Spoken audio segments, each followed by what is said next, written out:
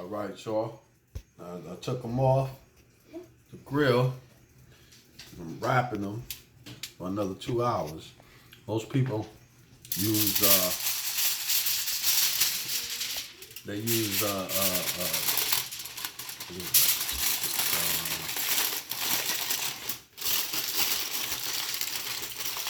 apple juice. Well, I decided to do something different, so I'm using pineapple juice to give it a more Hawaiian type flavor. I figured that'll go.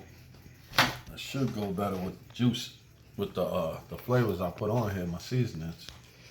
So let's see how it comes out. I've never done it like this before, but you know, hey, who don't like pineapple juice? Right?